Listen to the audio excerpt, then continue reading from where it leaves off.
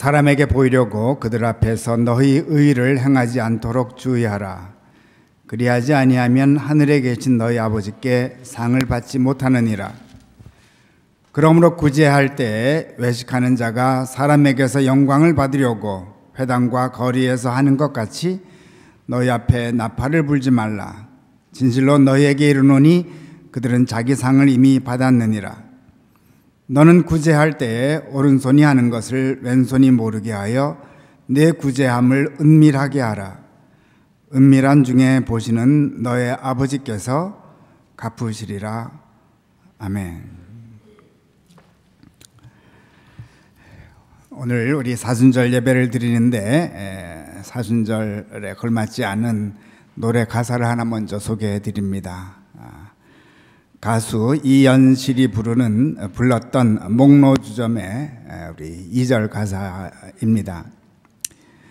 월말이면 월급 타서 로프를 사고 연말이면 적금 타서 낙타를 사자. 그래 그렇게 산에 오르고 그래 그렇게 사막에 가자.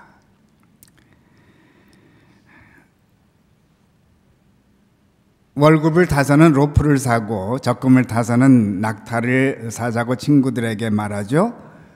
월급은 매달 받는 것이니 한 달에 한 번 등산하자는 내용일 줄로 압니다. 더 눈에 띄는 것은 연말에 적금을 타서 낙타를 또 사자고 합니다. 낙타를 사고자 하는 이유는 사막에 가려고. 1년에 한 번은 사막에 가자는 거죠. 저는 그동안 이연실 가수에 대해서 몰랐는데 이번 가사를 접하면서 아주 관심을 많이 갖게 되었습니다. 보통 유명한 시는 문학 비평가들이 풀이를 거의 해놓죠. 가요 가사는 별로 해석이 되어 있는 것 같지는 않습니다. 저 나름대로 생각하면서 한 달에 한 번은 산에 오르고 1년에 한 번은 사막에 가자는 내용인데 사막은 광야라고 할 수도 있습니다. 광야에 가서 1년에 한 번씩 삶을 배우고 자신을 살피고 낙타 없이는 꼼짝도 못하는 인생을 발견하자는 뜻이 아닌가 생각을 해봅니다. 사실 얼마 전 제가 읽은 이진희 목사님의 책 광야를 읽다라는 책에서 이 가사를 접해봤는데 이진희 목사님도 비슷한 뜻으로 가사를 소개하고 있는 것 같습니다. 이 목사님은 가톨릭 신학자 까레토의 말을 인용함으로 그의 우리 생각을 피력하고 있는데 당신이 광야로 갈 수 없거든 당신의 생활 속에 광야를 만들라. 당신이 광야로 갈 수 없거든 당신의 생활 속에 광야를 만들라.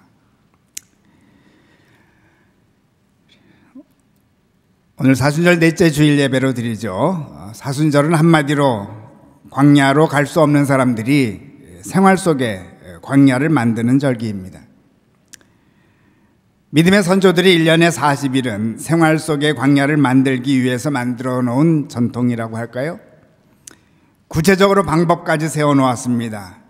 참회의 기도, 절제, 그리고 구제.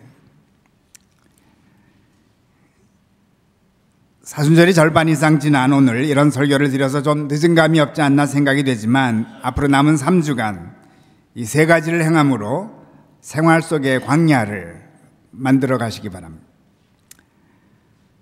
오늘은 구제를 통한 광야의 삶 생각해 보고자 합니다.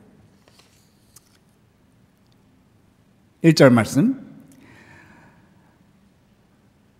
사람에게 보이려고 그들 앞에서 너희 의를 행하지 않도록 주의하라. 그리하지 아니하면 하늘에 계신 너희 아버지께 상을 받지 못하느니라.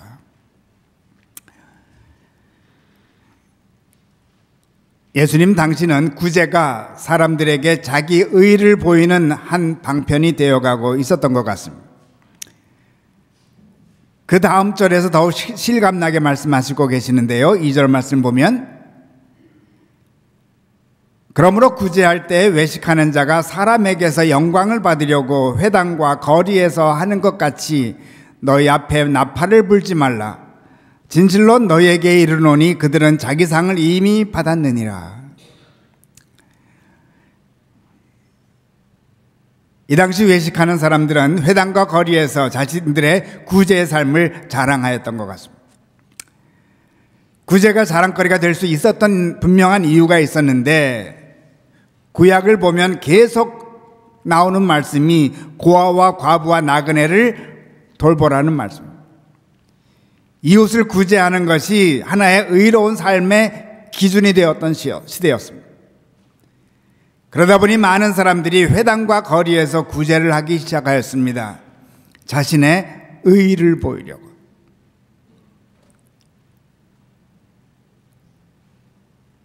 이로써 알 수 있는 것은 이 당시 사람들은 한마디로 주머니가 얇아지는 것보다 명예를 더 좋아했던 시대였던 것 같습니다. 자신의 주머니는 얇아지더라도 이웃 사람들로부터 받는 칭찬과 존경이 더 소중했던 것입니다.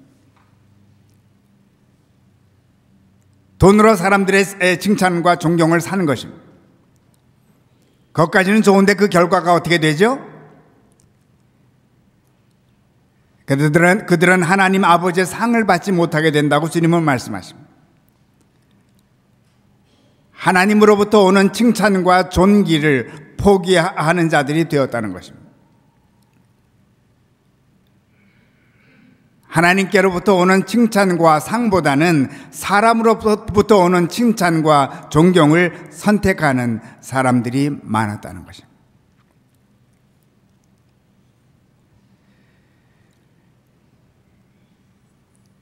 자, 그럼 요즘 우리는 어떤 사회에 살고 있을까요?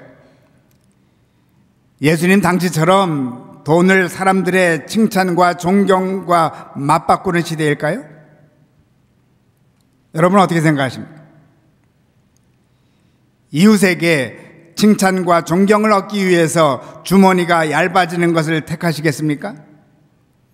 아니면 칭찬과 존경보다는 주머니가 두툼해지는 것을 선택하시겠습니까? 만일 후자라면 예수님께서 오늘 이 자리에서 말씀하신다면 좀 다르게 말씀하지 않을까 생각합니다. 여러분의 생각은 어떤지 몰라도 저는 요즘은 이웃의 칭찬과 존경보다는 각자의 주머니를 더 소중히 여기는 시대에 우리가 살고 있다고 생각합니다. 예수님 시절과는 다른 시대가 아닌가 생각합니다. 다음의 자료가 우리가 인류 역사상 제일 주머니가 두툼해져야 하는 시대에 살고 있음을 밝혀주고 있다고 봅니다. 가장 큰 이유는 놀라지 마십시오. 의학의 발달로 100세 시대가 도래했기 때문이라고 봅니다. 많은 분들이 의아해할 줄로 압니다. 100세 시대와 주머니가 무슨 관계가 있나? 은퇴, 리타이어먼트 제도가 언제 생겨났겠습니까? 처음 이 제도가 생긴 나라는 독일인데 1889년에 생겨났습니다.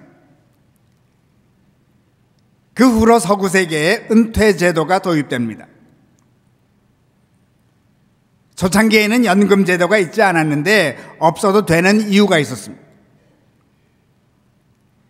거의 대부분의 사람들이 세상을 떠나기 3년 전에 은퇴를 하곤 하였다고 합니다. 19세기와 20세기 초에는 거의 모든 사람들이 70대까지가 아니라 70세가 아니라 70대까지 일을 하였고 은퇴를 하면은 곧 세상을 떠났다는 것입니다. 건강이 안 좋아서 일을 그만두게 되면 가족분들이 그분을 돌보았다고 합니다. 그런데 20세기 말부터는 은퇴 후 세상을 떠나는 시기가 15년 가량이 되어갑니다. 은퇴 후 15년을 더 생활을 해야 합니다. 약 100년 사이에 은퇴 후 세상을 떠나는 시기가 3년에서 15년 후가 되었다는 것입니다. 그런데 이제는 21세기 초가 되었으니 이제는 은퇴 후 거의 20년은 살아야 하지 않을까요?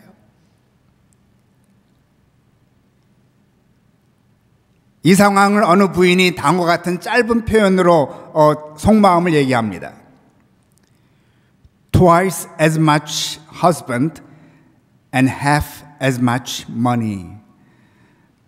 남편에 대한 부담은 2배가 되었지만 돈은 반으로 줄었다는 거죠. 이제는 이웃의 존경과 칭찬보다는 각자의 코가 석자가 된 시대에 우리가 살고 있습니다. 존경과 칭찬도 좋지만 더 시급한 것은 리타이어먼트 플랜이라는 것입니다. 리타이어먼트 플랜, 이런 말은 100년 전만 해도 존재하지 않았습니다. 게다가 요즘 미국 소셜 시큐리티가 바닥난다는 사실 모르는 사람이 없을 줄로 압니다. 청년들은 첫 봉급 받을 때부터 따로 리타이어먼트 플랜을 들어야 하는 세대에 우리가 살고 있습니다. 여기에 대해서는 제가 말씀 안 드려도 더 잘 아실 줄로 압니다. 이런 100세 세대에 살고 있는 우리들에게 주님은 무엇라고 하실까요? 내가 너희 사정 잘 안다. 구제 안 해도 된다?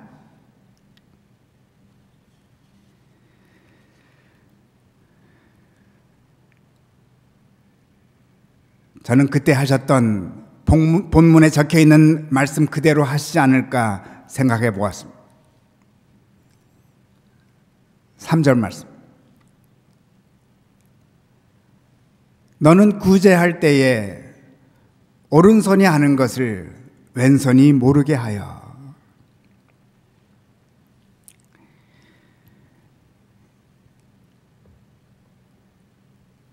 이때 주님은 어떤 의미로 말씀하셨는지 상관이 없습니다. 저는 이렇게 한번 재미있게 풀어봤습니다. 오른손은 구제하는 손입니다. 그러면 왼손은 리타이어먼트 플랜에 돈을 넣는 손. 리타이어먼트 플랜에 돈을 넣는 왼손 몰래 오른손으로 구제를 하라. 이렇게 한번 풀어봤습니다.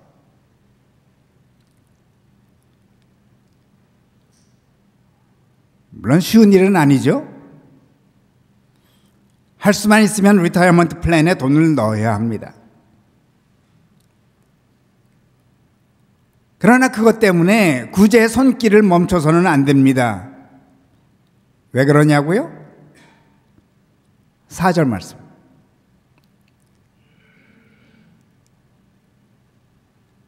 내 구제함을 은밀하게 하라. 은밀한 중에 보시는 너의 아버지께서 갚으시리라.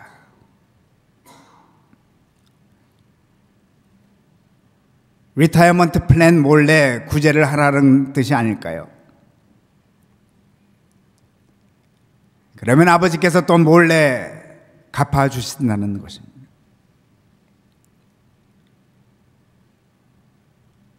구제하는 사람만이 은밀하게 갚으시는 하나님의 손길을 체험한다는 것입니다.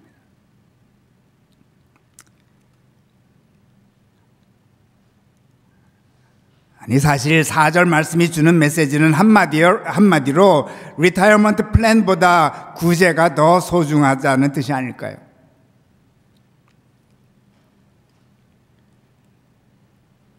그것을 하지 말라는 것은 아닙니다. 둘 중 하나를 택해야 할 경우라면 구제를 택해야 한다는 뜻이 아닐까요?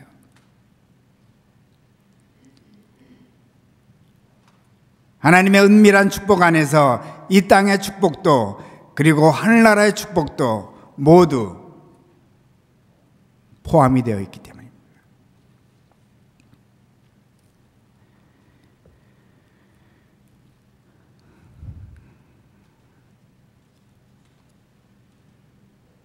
얼마 전 어느 분을 만났는데 그날따라 얼굴 표정이 무척 안 좋아 보였습니다. 후에 들으니 바로 어제가 80세가 된 날이라는 것입니다. 금방 생각이 들기를 80세 생일 잔치가 생각보다 소홀해서 기분이 안 좋으신가 보다 생각이 들었습니다. 실은 그게 아니었습니다. 미국 가서 오래전에 생명보험을 들었는데 만기가 80세라는 거죠. 80세가 되기 전에 하늘나라에 가면 수혜자가 그 돈을 받지만 80세가 지나면 그 돈은 사라진다는 거예요. 아니, 보험회사가 갖는다는 거죠. 그 큰 액수의 돈이 하루 사이에 사라졌습니다. 제가 위로해드렸습니다. 그래도 수십 년간 보험 때문에 마음의 안정을 갖고 살지 않으셨습니까? 별로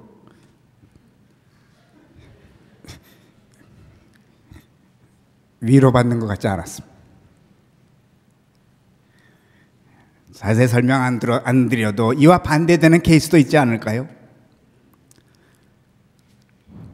젊어서부터 은퇴연금을 많이 들어놨는데 하나님께서 일찍 부르신다면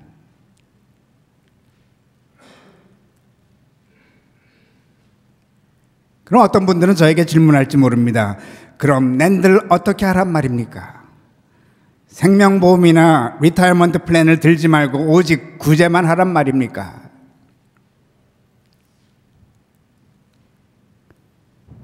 그건 아니죠. 저는 이렇게 답변 드릴 수밖에 없습니다. 캐톨릭 신학자 까레토의 말을 다시 인용합니다. 당신이 광야로 갈 수 없거든 당신의 생활 속에 광야를 만들라.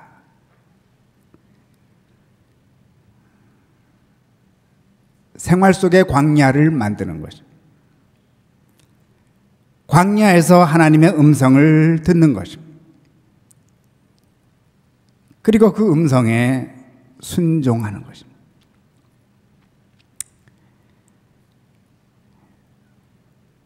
광야의 히브리 말은 미드바르인데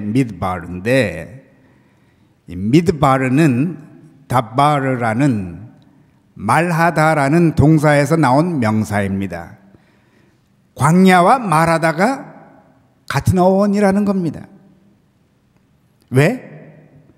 광야는 하나님께서 말씀하시는 곳이라는 것입니다. 광야 속에 들어가는 사람들은 하나님의 말씀을 듣습니다.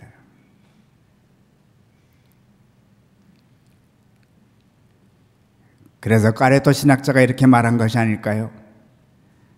당신이 광야로 갈 수 없거든 당신의 생활 속에 광야를 만들라.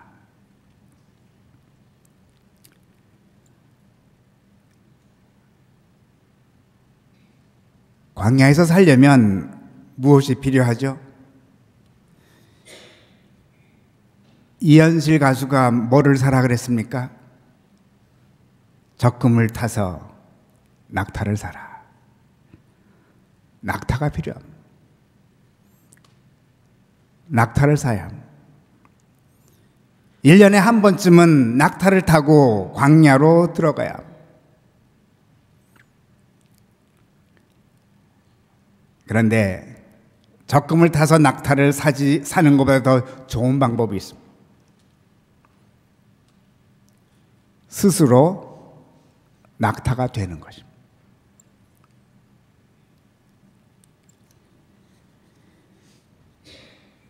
교회사에 보면 낙타가 된 사람이 있는데 별명이 낙타 무릎인 사람이 있습니다. 예수님의 동생 야고보입니다. 어제 쉐마의 밤에도 야고보가 나왔었는데 예수님의 제자인 야고보가 있지만 그 야고보 말고 예수님의 동생 야고보.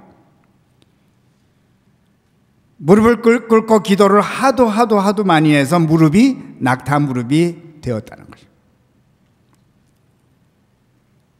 스스로 낙타가 된 장본인.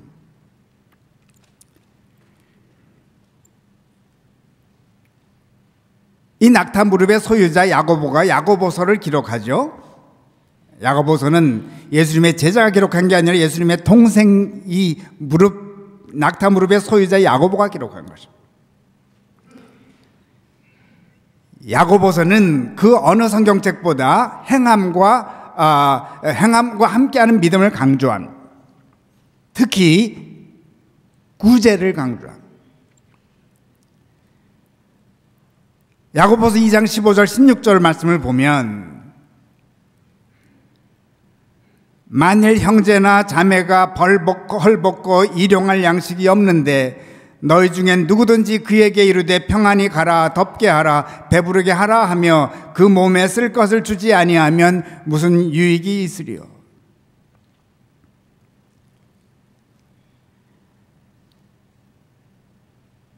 야고보가 이런 말씀을 하게 된 이유는 낙타 무릎의 소유자이기 때문에,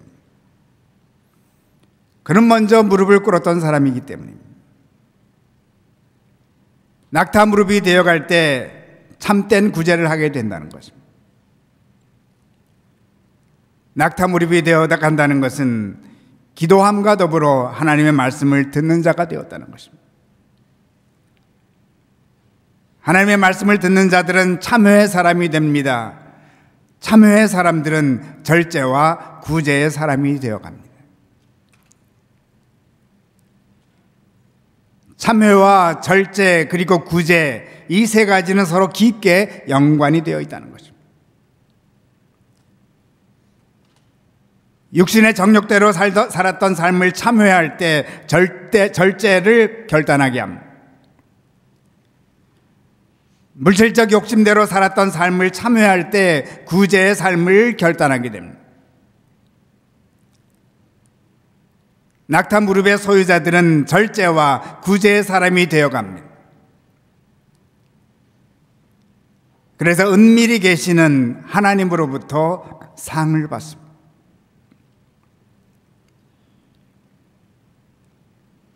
그 상이 얼마나 신비로운지는 받아본 사람들만 압니다.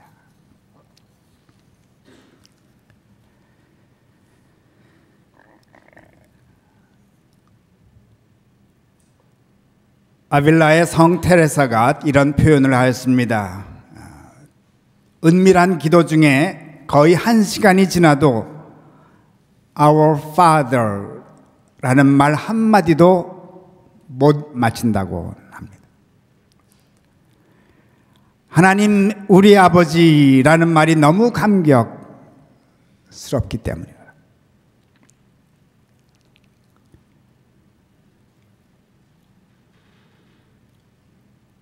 누구나 다 이런 경험을 할 수가 있습니다. 1년에 한 번 광야 생활로 들어간다면 참회와 절제와 구제의 삶을 사는 자들에게 하나님 아버지의 은밀한 축복이 기다리고 있습니다.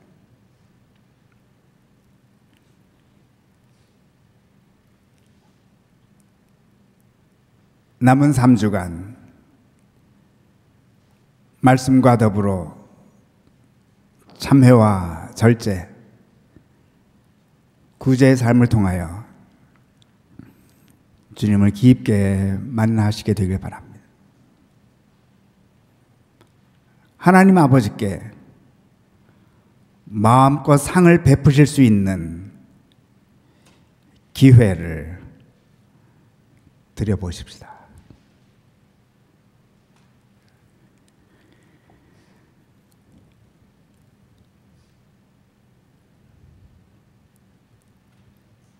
말씀을 거둡니다.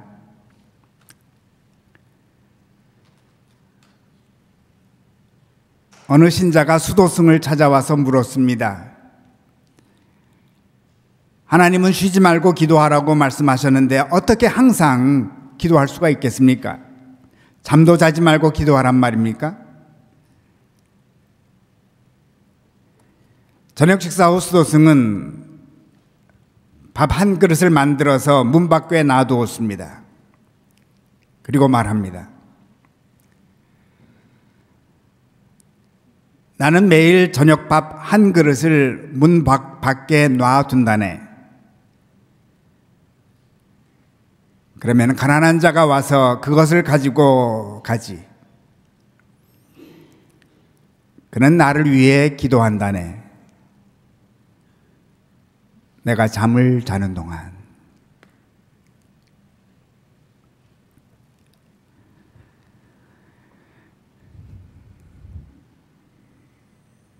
교회 여러분, 리타이어먼트 플랜이 우리를 위해 기도하지 않습니다. 우리의 사랑을 받은 자들이 기도합니다. 그들의 기도를 은밀한 중에 계시는 하나님 아버지께서 갚으십니다. 주님은 말씀하십니다.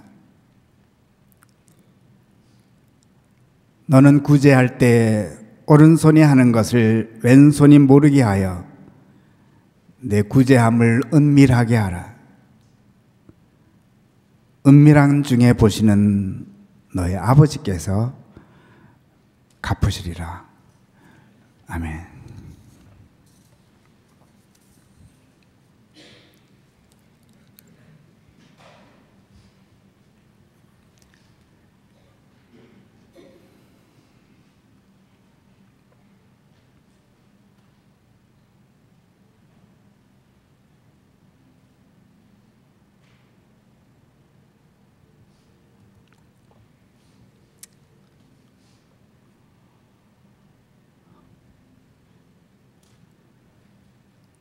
도시 가운데 사는 저희들 수많은 소리를 듣습니다.